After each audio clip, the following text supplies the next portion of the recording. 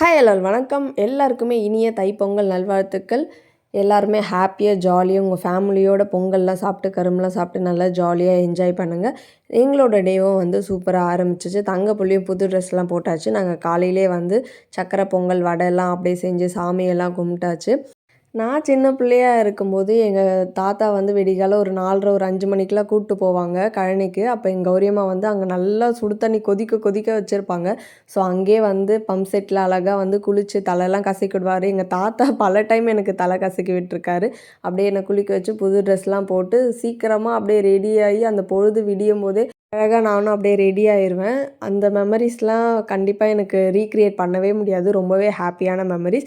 எங்களோட காலையில் பிரேக்ஃபாஸ்ட் வெண்பொங்கல், சாம்பார், மெதுவடை, சக்கரை பொங்கல் தான்.